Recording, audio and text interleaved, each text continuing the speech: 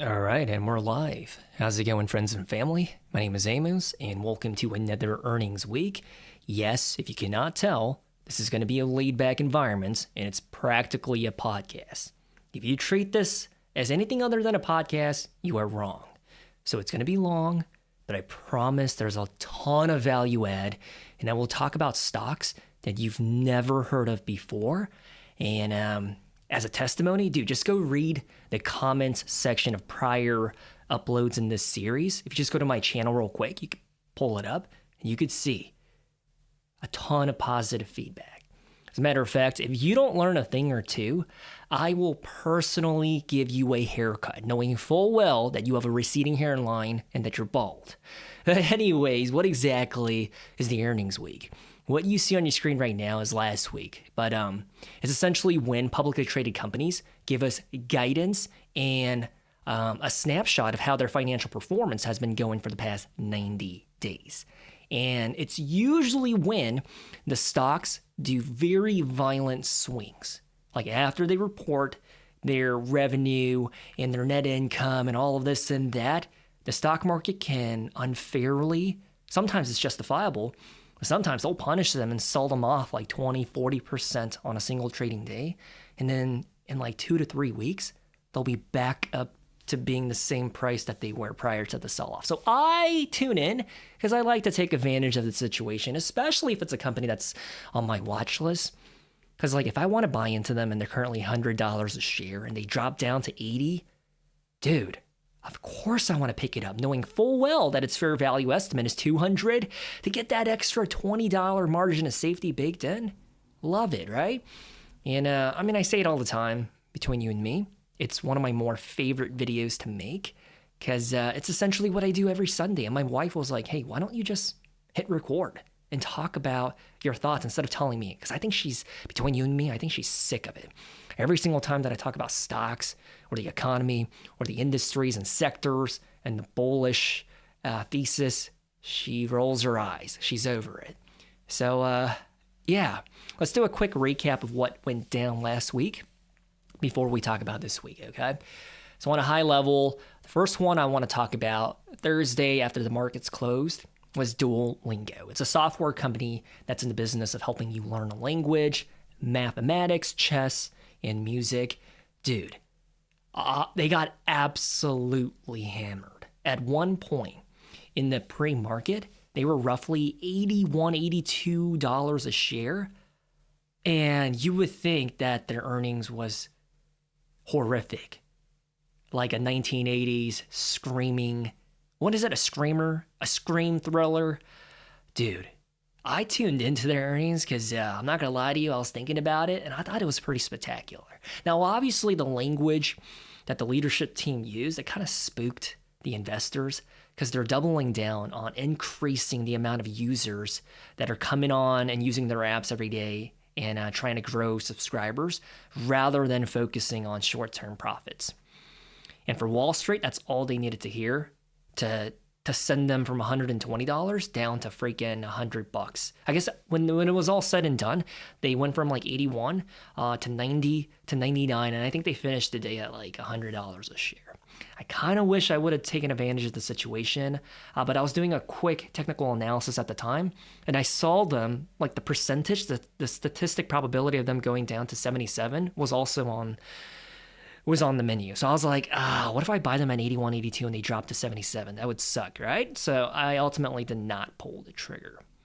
And then the second company that I want to talk about is NVIDIA. They reported on Wednesday after the markets closed and they delivered a triple beat, meaning exceeding expectations for the revenue, bottom line, and they even increased their forward guidance. So you would think the stock price would soar to the moon, right? Go to 220, 230. In the aftermarket hours, it did. It went to like 210, 215.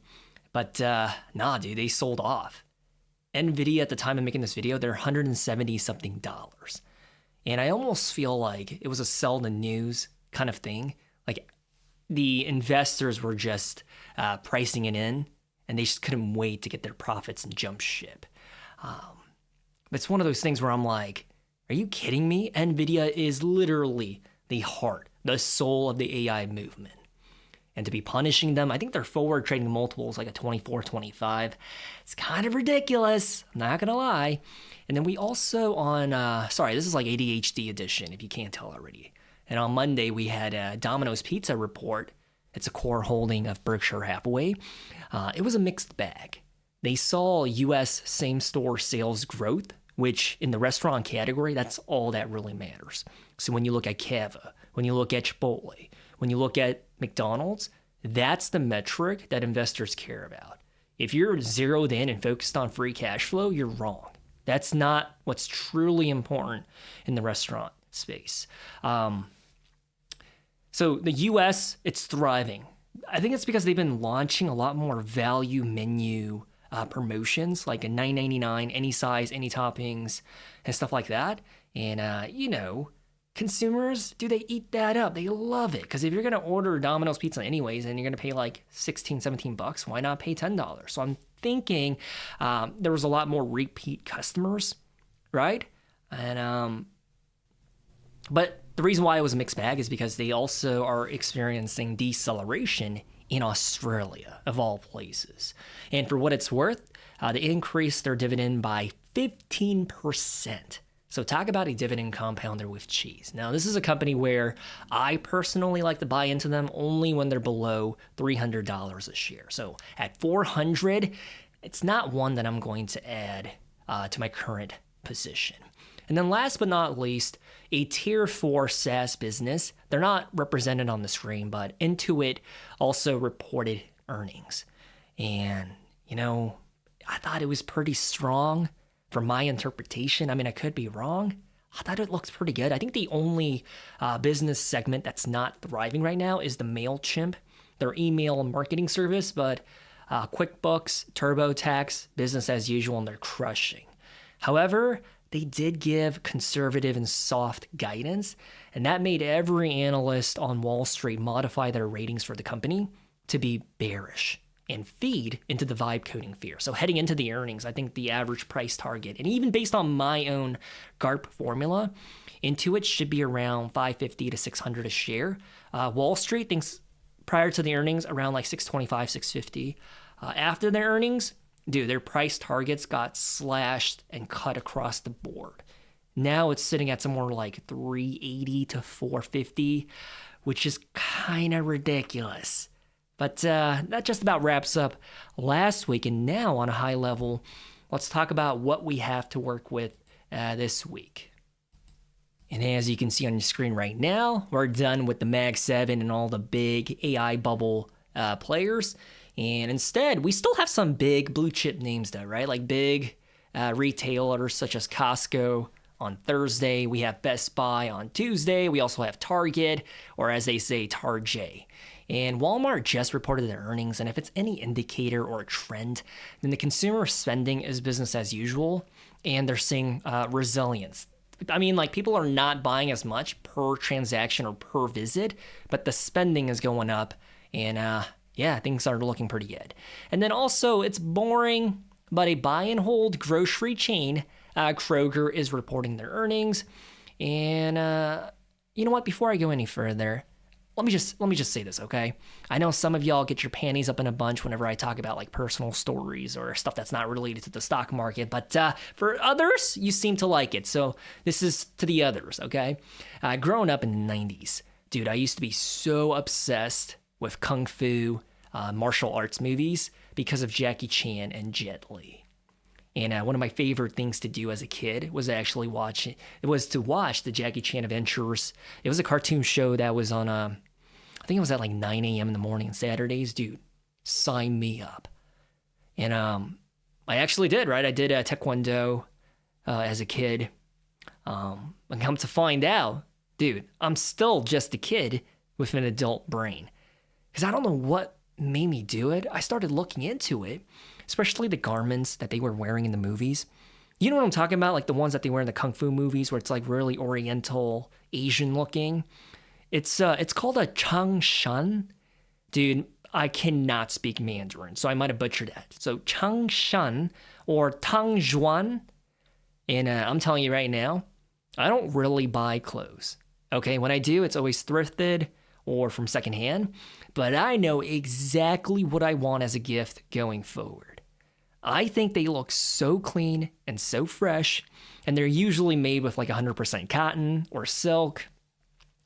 Because, I don't know, dude, for the past like 9 months, I've been purging everything in my closet that's 100% polyester, because it just doesn't really vibe well with my skin. I've been getting a little itchiness, but also the static. It holds a lot of that electric cling, right? So I started transitioning to 100% cotton, 100% wool, and all the issues, it went away. And do you know how hard it is to resist going on Amazon right now and ordering a freaking Tang Shuang? It's like, what, 30, 40 bucks for a good one?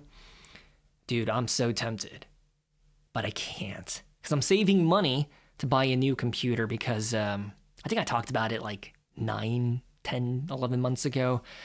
I was eyeballing getting a new PC, but then, the baby happened, and then I was like, well, we need to do a lot of big purchases. And so, saving the money. The one that I'm currently using, dude, he's huffing and puffing.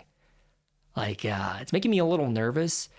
He's 6.5 years old at this point, and I know for a fact he's on his last leg because I push him to the absolute maximum capacity and bandwidth every single day because as a video editing, as my general purpose for using the computer, like that's full throttle.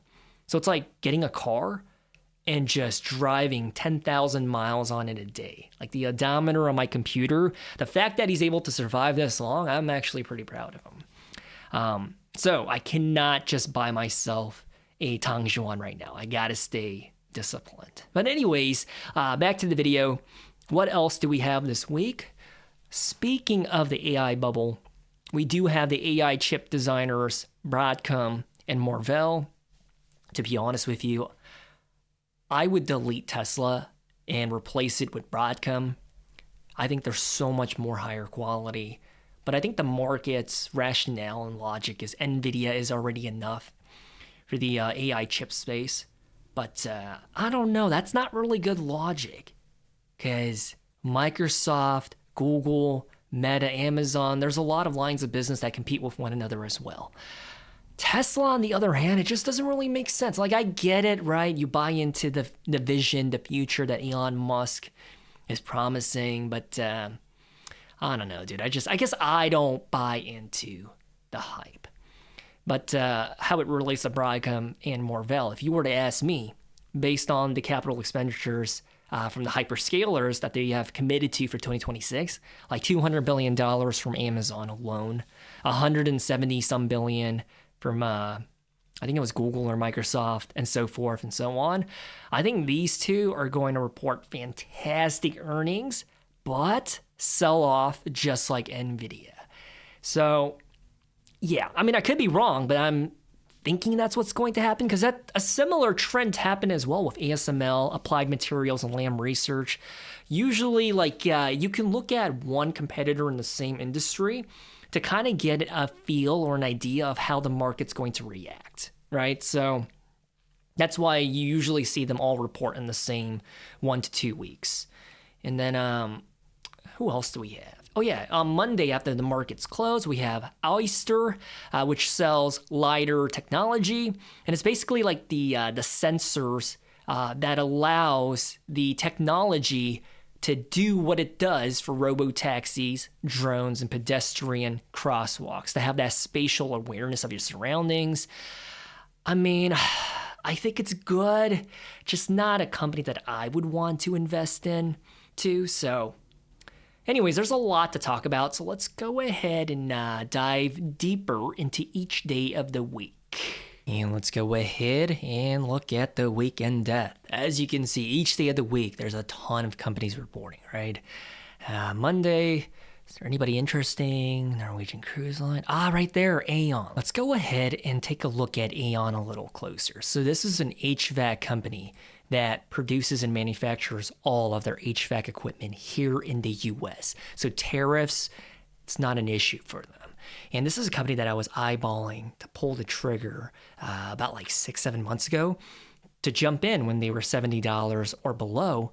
And lo and behold, they actually did reach that price. They went down to like 60-ish something dollars intraday, and then they bounced back. I didn't pull the trigger because from what I was seeing, it looked like a falling knife. But this is a really good company that's benefiting the tailwind from all of the data centers that are sprouting up around the country. So I'm not trying to say that this is going to be biblical truth, but based on the CapEx of all the data centers that are sprouting up in Northern Virginia, around Wyoming, Montana, and all around the country, I feel like they should be printing cash because the data centers, they need a regulated temperature and a climate to be thriving, right? So this is a company that's perpetually on my radar and my watch list, but I just never seem to find a way to jump in. Like last time, numbers-wise, I was given the opportunity, but I hesitated. I got scared. And then they rebounded almost like within 3 to 4 days. They jumped right back up to like $79, $80, and now they're $100 a share. I mean, their dividend profile, 25% dividend growth rate. And that's because for a company that does a lot of manufacturing and producing of physical goods, their numbers are actually really good. And for the foreseeable future, they should be thriving, right? As long as the AI bubble stays intact and it doesn't burst, Aon should be benefiting from it. So a company that I will be looking for on Monday, let me just write that down on my own notes so I can circle back on it tomorrow. And then we also have Archer Aviation, a drone company. And let's see. I'm not really bullish about them. Because if you're bullish about drone technology and military warfare, number one's got to be Lockheed Martin. They actually have a division of their business called Skunk Works Labs, and they make a lot of like stealth projects related to drones that you and I will never hear about. And then number two is Kratos. Like they have actual contracts in place right now with the DoD. With Archer Aviation, it's one of those like SPAC startups from the pandemic era. Yeah, it's like speculation with them, whereas the other ones are set in stone, generating money right now. Actually, I have not looked into Archer Aviation since 2020, so maybe they have made some progress since then. I don't want to be too harsh when I talk about them. Anybody else on, is Alamo Group the car rental service? I feel like it is. Is it not? No, I have absolutely no idea what Alamo is, but it looks like they produce farming machinery and equipment, kind of like John Deere, but no, yeah, I'm not interested. It looks like their top line, their gross sales, has been stagnant since 2023 at $1.6 billion. So like for me, that's like the first litmus test of whether or not I even want to go any further. Like if your business or your operations are not growing objectively through the top line and how much money that you're producing every year, bro, like something's going on, right? This turnaround story, you're downsizing, or you're doing something, and I'm like, I don't know if I want to buy into that one. There's so many other stocks in the stock market. Why jump on the ship of a turnaround story, right? That's my whole argument. There's Asana, a tier 4 SaaS company. I mean, I talked about it about a week and a half ago. I shared with everyone my 4-tier system. Dude, as a guy that uses Asana to stay organized, I do not believe in their future, right? I mean, their numbers are pretty good, but yeah, when we talk about vibe coding and everything, I think they're screwed. There's Storm Rugger. They sell firearms like handguns, pistols, shotguns. I did look into them, but they don't really supply the weapons for the U.S. military. More so, they supply it for like individual police departments, security forces, and stuff like that. But yeah, not really bullish on them because the data shows us that when it's a Republican administration in office, personal firearm purchases, it goes down like dramatically. But when a Democrat's in office, companies like Smith & Wesson and Storm & Rugger, dude, their sales go through the roof. And I think it's a psychological thing of like people insinuating and betting that there's going to be stricter, more strict laws around purchasing firearms when there's a Democrat in office. So they try to do it in advance and buy up as much as they can. And when a Republican's in office, they just They're happy and they don't buy new guns. It is what it is. It's a human psychology thing, right? So when it comes to the stock market, there's so many things you need to take into account when evaluating a business, right? Like what's the external factors, the macro situations in which this company would thrive or suffer, but also even administrations, right? There are certain sectors that boom when a Democrat is in office, like renewables and EVs and green energy projects. When a Republican's in office, oil and gas, they're at all-time highs right now. So like as much as people say keep politics out of stocks and investing, it's actually really relevant. Me personally, I'm not really a politics kind of guy, but I follow just enough to understand and to make informed decisions, right? And so when you think about my 2026 best stocks video that I uploaded in January, I went 80% into military stocks, right? GD, Lockheed Martin, Huntington Ingalls, RTX, formerly known as Raytheon and whatnot, because I saw the landscape. Like that's the industries where the money is pumping into right now. So, yeah, I think that portfolio, I believe right now it's up 19% year to date. So 8 weeks and they're already 19% in the green. And then I also think I had 5% allocation to silvers, 5% into gold, because a lot of the world is starting to become a little uneasy and feeling, I guess, changing their opinions about the American stock market and the stability of our economy, which I don't blame them. And I'm actually playing into that thesis. And that's why that's in those two commodities. Because usually I'm not really a gold or a silver kind of guy, but we're living in unprecedented times, right?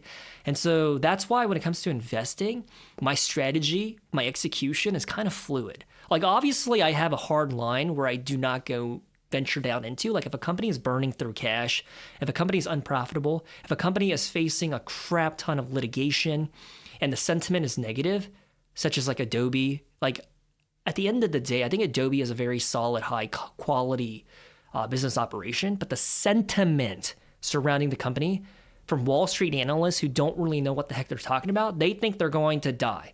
Whereas in my bear thesis video that I uploaded about Adobe, I said, I think the growth story is over and they're going to experience deceleration, but that doesn't necessarily mean a decline. I think Adobe is still going to be fine, but I think they're going to transition from being this software unicorn operation to now being a more mature, established company like a Cisco, which is not to say that it's bad, but Wall Street's treating Adobe as if it's a death sentence for them. So that's why sentiment for me is so freaking important now.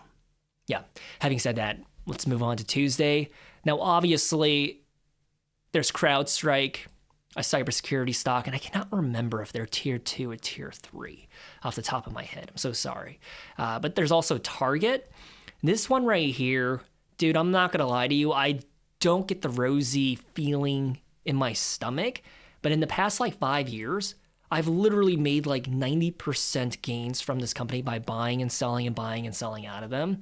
I mean, if I just show you what I'm talking about, and in just the past 5 years, I would literally buy into every dip that they experience, like right here, going from like $200 and something a share down to 100 and what is that, like 30, 140, and then I would sell out of them right here at like 165, and then I did it again right here. I bought into the dip when they were like 100-ish a share. It doesn't show on the screen, but they did dip even further intraday, and then I sold out of them like right here, and then I just bought into them again at the end of, I want to say like October to November at about like $88 a share, and I just sold out of them at $115.50 a share. So it's a company that I like because they have made me a lot of profits. But as a buy and hold, I don't think so. And it's not to say I think the company is trash. I just think the leadership team right now is just, I think their marketing, and especially how they resonate with their core target audience, which were millennial women that were rich, white, and Asian predominantly, I think they offended them and they stepped on their toes because they kept flip-flopping the political aisle. So it really boggles my mind how they went from catering towards one side of the spectrum, and then with the current administration, they went to the other side of the spectrum, and now they alienated both sides of the aisle. And the boycotts, I mean, as you can see, definitely had an effect on their top line, right? But it's also a ramification of them closing down the stores that were just burning them money. So like I looked into it, and almost every Target location in big urban cities, they have shut down the doors. So consequently, of course, the overall money that they're generating is going to go down, but their profitability is getting better. So when we talk about locations like, I want to say it was like Seattle, Portland, San Francisco, Oakland, places where theft was a major problem. Like people would run into the stores with a mask on and steal a bunch of crap and run out. Obviously, that's bad for business, right? So gross sales, pretty much flat or actually declining since 2023, but that's not the full picture, right? Because if you scroll down and take a look at the profitability, they've been pretty stable at about $8 and some cents a share. So even though they're not making as much money, their profitability is pretty much intact. And it's the same number that they're pulling off since fiscal year 2021. But all that to say, I think there's a lot of issues with this company right now. Leadership being the loudest one, but also what is their economic moat? And to be honest with you, I don't think Target has one. For the longest time, there were people that did not like shopping at Walmart with the associated reputation, but also because of the other shoppers at said Walmart. But based on their brand turnaround story, we're finding out that the bridge has been mended. Because usually Target catered towards, I think my data is like 2 years old, but like the Target customer would be like 15 to 20% higher than the median household income in the US, right? So it catered towards the richer folks, whereas Walmart catered towards the poorer folks. But based on Walmart's most recent earnings, we're finding out that more and more high income people are now going to Walmart. They've changed their minds about Walmart. So when I think about Target, dude, in the landscape of retail, right, like Amazon, Walmart, and Costco, I think Target has the weakest economic moat. And when we talk about their membership plan, right, I don't know what it's called. It's like Circle 360 or something like that. You pay to get some perks and benefits. It is by far, hands down, the weakest out of the bunch. At least with like Walmart Plus, you get some genuinely good benefits. Like you can save 5 cents per gallon at their little membership gas stations. You also get access to a streaming service, same-day shipping, and all that other stuff. With Targets, dude, it's a bag of ass. So like the value proposition for their membership, not good. I don't like their executive team.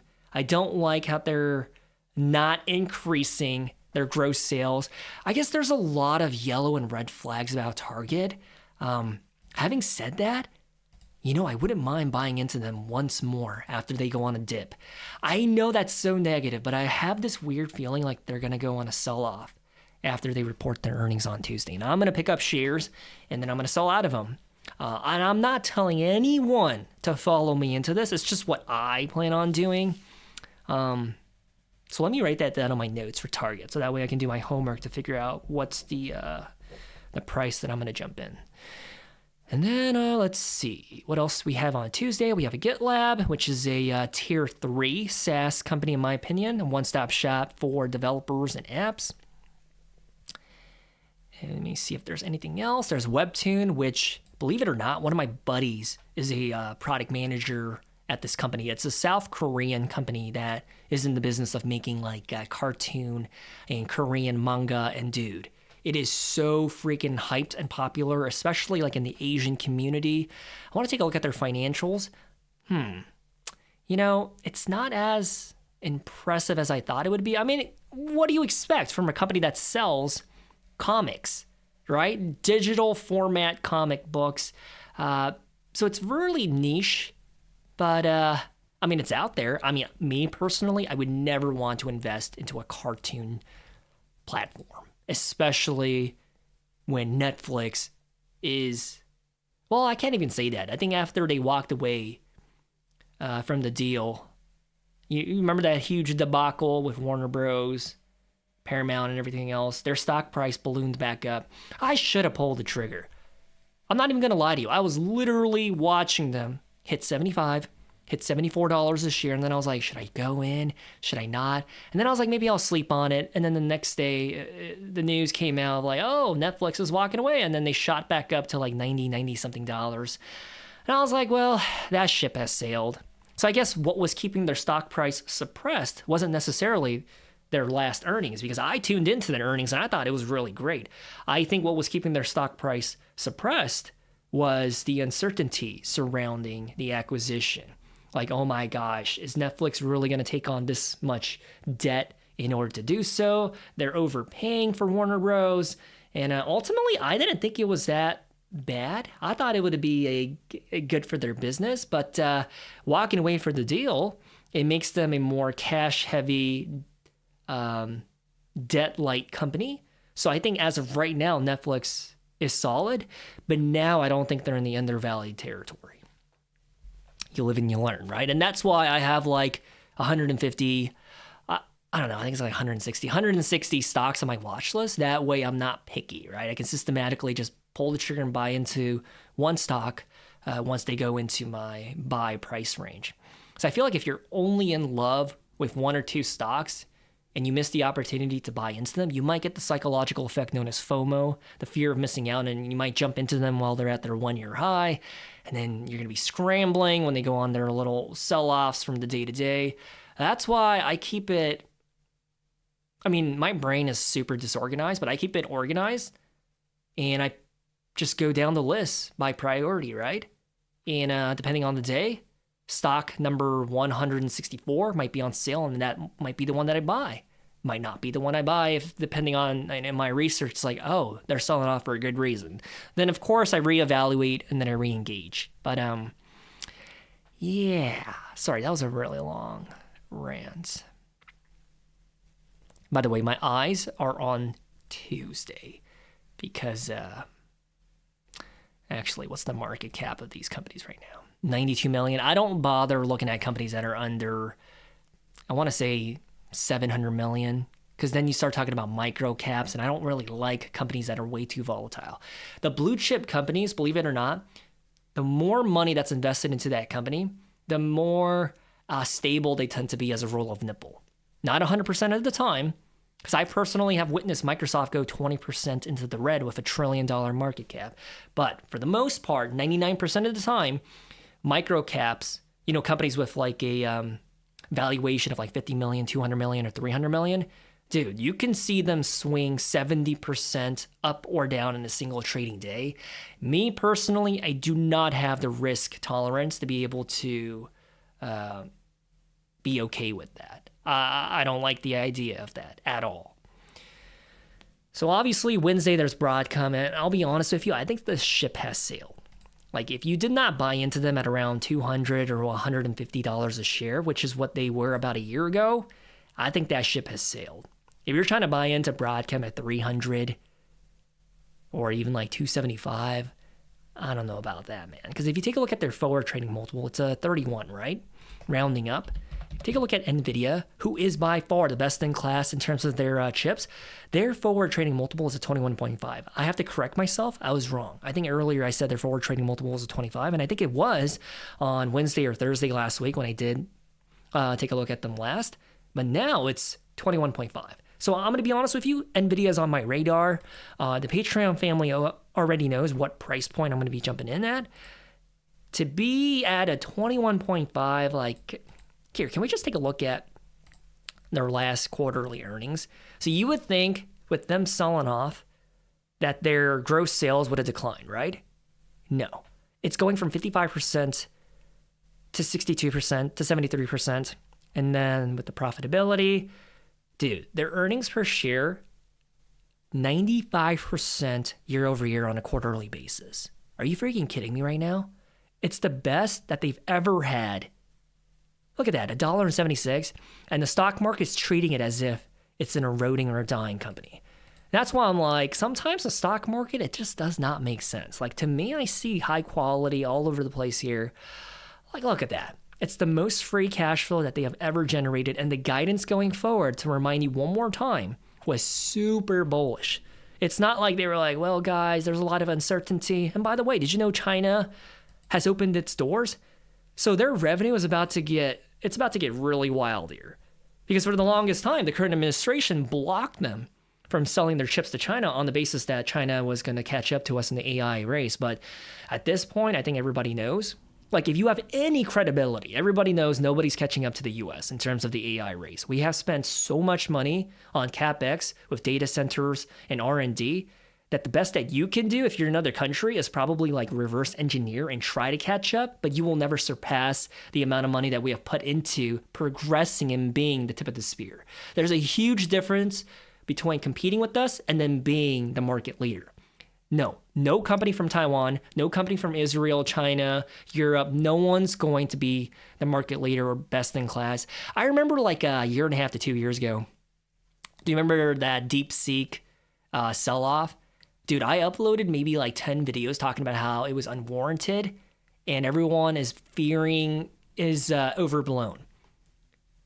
And I put my money where my mouth is, and I bought a crap ton of NVIDIA at $100, at $90 a share.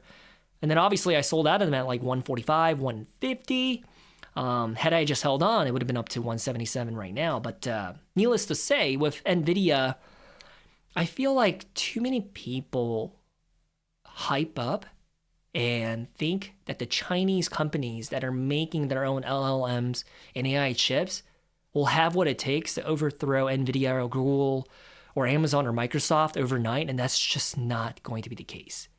I think if we're talking about like NCAA football, I'm not even trying to be conceited or a brat or an idiot here, but like objectively, why do you think Chinese companies are trying to buy NVIDIA chips?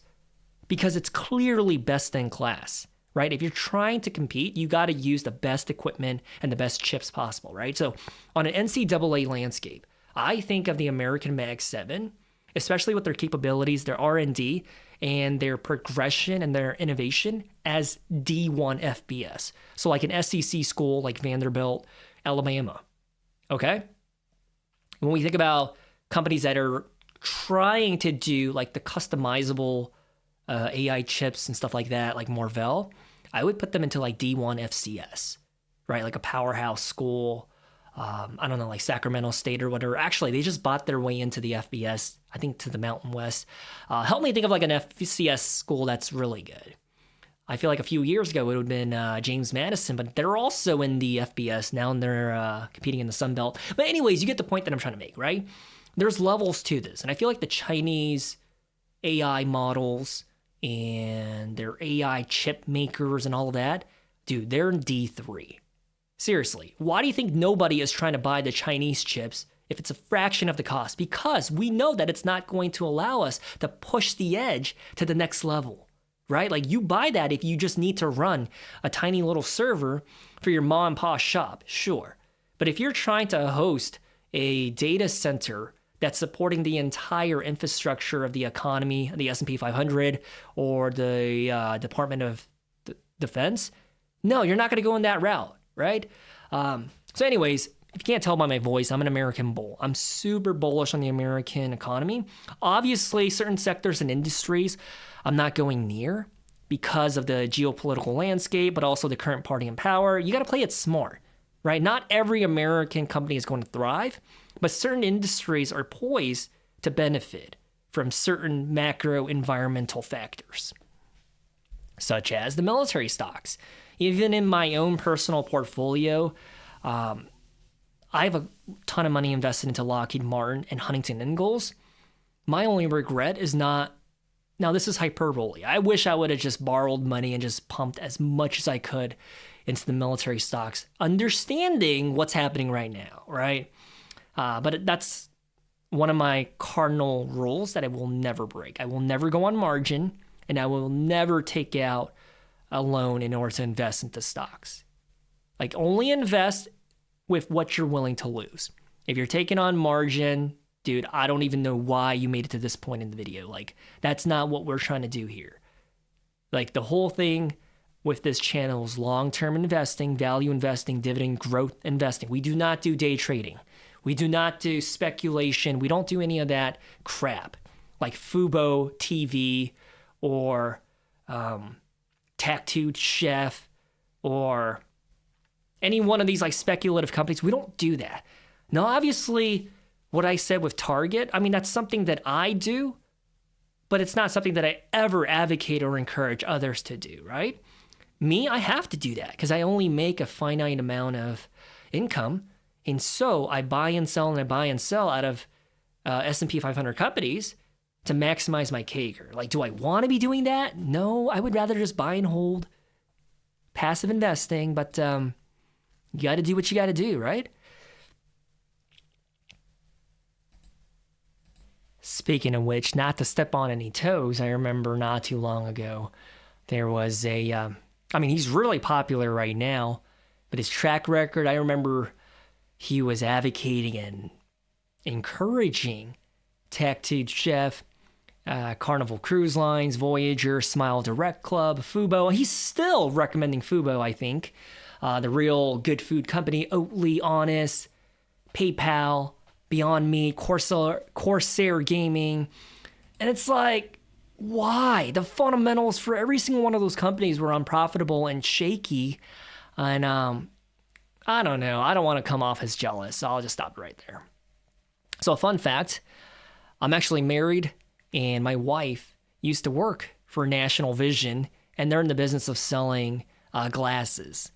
So their primary target audience are like the elderly, the old people that go in to get their eyes checked up twice a year, and then they upsell a pair of glasses to them. Because obviously your vision's going to be continuously changing, right?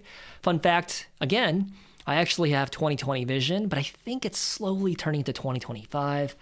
And I kind of wish my daughter gets my eye vision because I never understood how much of a blessing it is to have perfect vision, right? Like when I went through, this is like 15 years ago, like a military selection for branches. At least in the Army, we still call it branches, even though each branch of the military, there's like Navy, Marine Corps, Air Force. But individually, our specialties, we refer to it as branches as well. I actually, got pre-qualified for a pilot slot. And I remember having 20/20 vision back then and not thinking too much of it, right? By the way, I declined going the route of being a pilot. I ended up being an infantry officer, and the rest is history. And now that I'm 35, I think about it, I'm like, dude, it's kind of nice not having to worry about LASIK, not having to worry about contact lenses. It's just kind of nice just waking up and being able to see everything clearly, even far away. And that's just one of those things where I just take for granted that I need to be more grateful for, that I just need to be appreciative of. So I don't even know how that relates. Oh yeah, we're talking about National Vision. So surprisingly, this is a company where the stock market really likes, even though their revenue right now is exactly the same as it was. Actually, it's not. I guess visually it looks like it's the same because I was going to say the same as 2019, 2022, but no, they are still progressing. But it looks like after 2022, they fell off a freaking cliff. 20% decline in their gross sales. And I say that because their forward trading multiple is a 29. Friends and family, NVIDIA, the heartbeat of the AI movement, is a 21. So it's a company that the stock market really likes, not a company that I would personally want to invest into, but that's neither here nor there. Let's see if there's anything else. There's Abercrombie and Fitch. So one of my rules when it comes to investing is I do not go near apparel retail brands such as Nike, Lululemon, Abercrombie and Fitch, Under Armour, Crocs. You just never know because trends and fads, they come and go, correct? What's popular today might not necessarily mean they're popular tomorrow. Like Abercrombie and Fitch, I was in high school in like 2004, 2005. That's all we ever wore with popped collars, with our polos and Hollister. And then going into the 2010s, Abercrombie fell off the map. Nobody even like associated them as a brand that you wore, right? And then in the past 5 years, they had a renaissance and they had take a look at this. Their gross sales in 2024, it went up Sorry, let's start right here. 2022 went up 18%, 2024, 15%. In the past, like 3 to 4 years, I don't know what happened to them, but dude, they exploded, right? In the pandemic, they were like $29 a share. And then in 2025, they reached roughly, like $126 a share. Now they're 97. Kind of a crazy thing to see, right? And if we want to take a look at another retail brand that's kind of like had its heydays and now they're out of fashion is Under Armour. You see what I'm saying? When they're in fashion, when they're the cool brand to wear, they soar. And then in the next quarter or even in the next year, based on what the stupid social media influencers are saying, they could be out of fashion. And that's why with like retail apparel brands, it's really hard to know when their day is over. Because it happens so quickly. You got to jump ship with your profits when you can. And it's just, it's too hard. Because at that point, you're timing the market. Obviously, I'm a hypocrite because I do what I do with Target. But for the most part, timing the market is super stressful. And I would not want to put that on anyone. But with a retail brand like Under Armour, Nike, Lululemon, the fact that you have to time the market is, right? Like for most people, I feel like that's non-negotiable.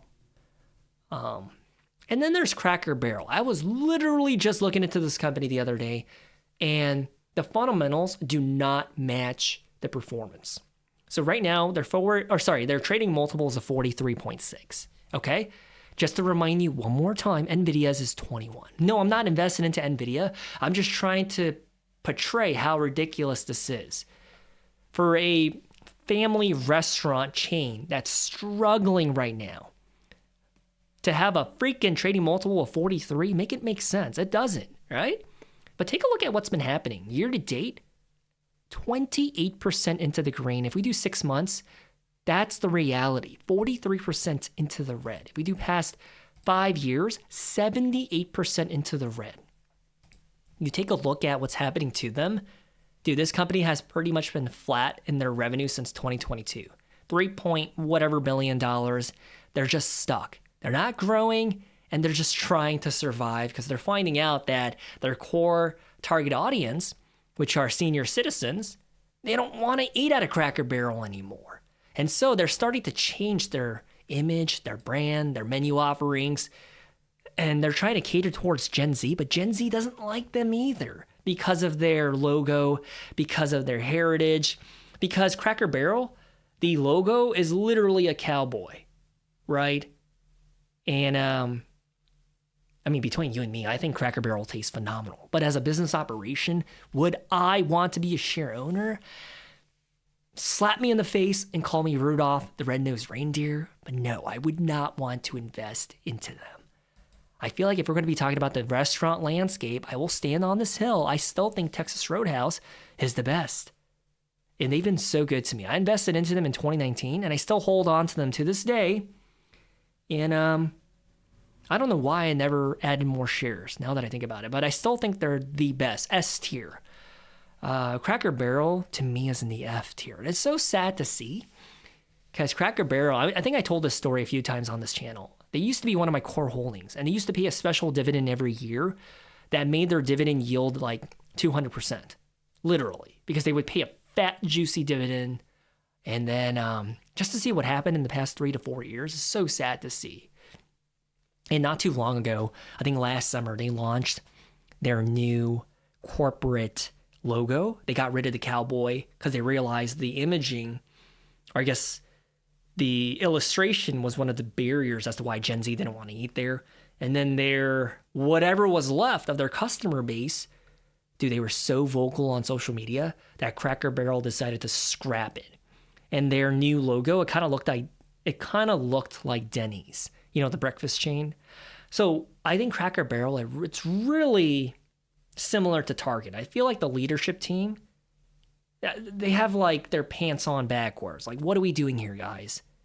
You need to double down and insinuate your strengths. We ain't going to Cracker Barrel for a vegan burrito. We're not going there for clean food. Dude, we're going there for a greasy-ass country fried steak or that family environment. And they're losing their ways trying to redefine themselves. And it's like, bruh, I don't know about this one. So Gen Z doesn't like Cracker Barrel. And the senior citizens, they're not coming back. Like after the pandemic, they started going elsewhere. So I think the millennials with family and kids, I think that's their new game plan right now. And that I can support. Strategically, I think that would make more sense. But I feel like we're kicking a dead horse at this point, so let's move on, because I feel like nobody cares about Cracker Barrel. I care about them because I guess sentimental value, it's where my wife and I used to eat out at a lot early on in our marriage, like almost 10 years ago. And yeah, Wednesday, everyone here is microcap. I can tell you right now, $75 million microcap, no point. Thursday, we got Costco. Dude, Costco is a company that I nearly pulled the trigger during Christmas. And then I was like, you know what?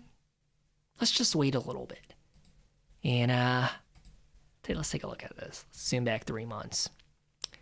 So on Christmas, they were like hovering around $8.50 a share. And I was like, man, they were near their 1 year low of $8.44.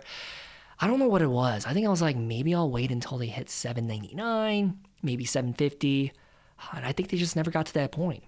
And then since then, they've just been soaring, right? Year to date, 17% into the green. I kind of wish I bought into them.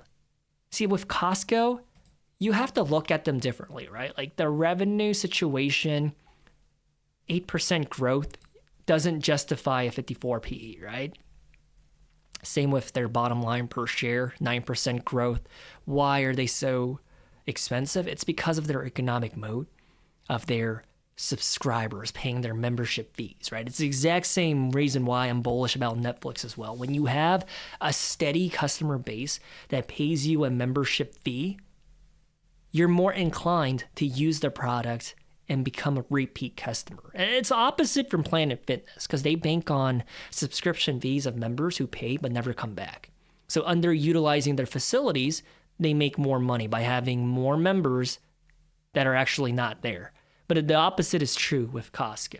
They want more members because usually it becomes a network effect. Like if you're not watching the latest show on Netflix, you feel like you're not a part of the conversation and you're going to want to get a Netflix subscription, right?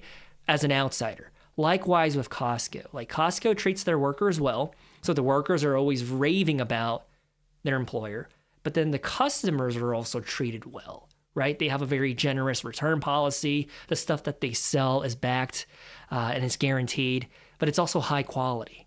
And so most people, they're not shy to talk about how much they like Costco. And so the network effect is just simply amazing. Everybody wants to start utilizing their services, and then it becomes stronger and stronger. And so when it comes to Costco, I think what's most important is to evaluate the growth of their memberships.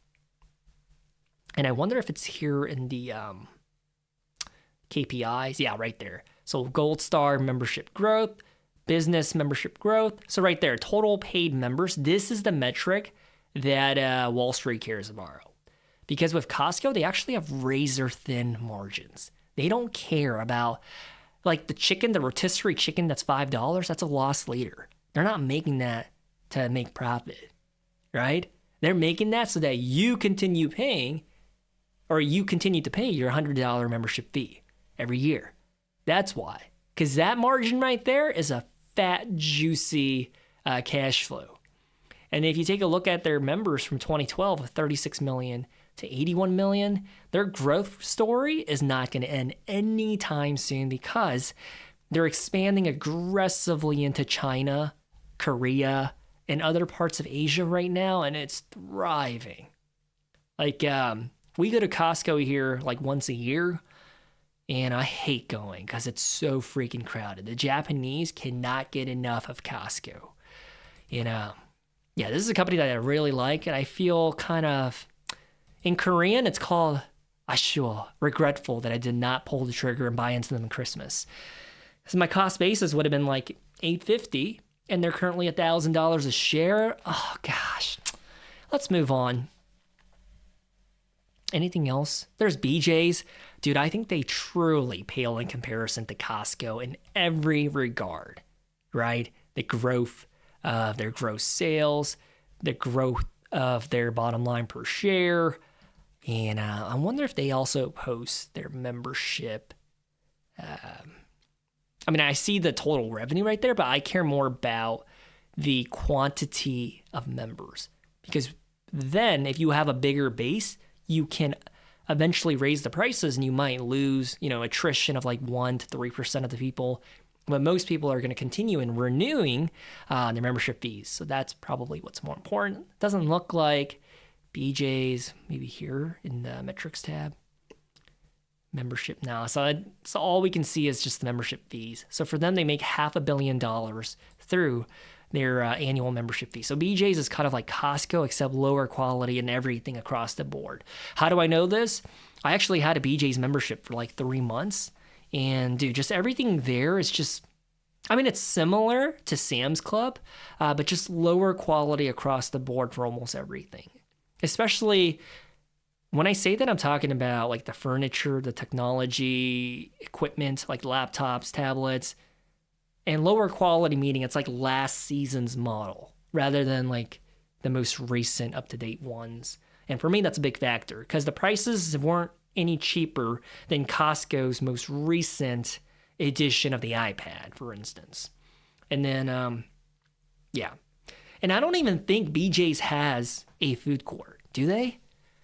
But anyways, not a fan of this one. They also don't pay a dividend, especially being a mature, established retail warehouse brand, not to have a dividend profile, whereas Walmart, parent company of Sam's Club, and Costco has a fat dividend growth rate. BJ's for me is just, yeah, dude, I just, yeah, no bueno. What else do we have? It looks like Thursday is going to be the heavy hitting day. There seems to be a lot here. Okay, there's new text. Apparently I pronounced it wrong during the deep dive analysis video. I kept calling it new Nutex because that was fun to say. But new text. They're in the business of operating community-based neighborhood hospitals, and they have a fat profit margin right now because of a loophole of taking insurance companies to court. But I feel like that gravy chain is about to end because I think the insurance companies are suing them, and I think they're going through a lot of legal battles right now. So it's a company that I'm personally not going to go anywhere near because I feel like the reason why their cash flow and everything else looks so pretty right now is because of a temporary loophole, and they're taking full advantage of it. Yeah, we also have Smith & Wesson. So that's what I'm saying. Usually, companies and rivals and competitors in the same sector or industry, they usually report in the same week or two. It just sucks if you're the first one to repeat or first one to report because everyone else gets to kind of see what happens, what's the reaction if you say it like this. Because usually they have the same performance, same or similar numbers. It's just in the way that you package it and deliver it to your stakeholders, right?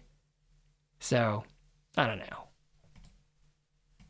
And before we go any further, in case you missed it, I uploaded quite a few videos onto the channel this past week. Number one, I uploaded episode 2 of my public portfolio series, where you get to see all of my positions and holdings, and also the thought process of what's happening.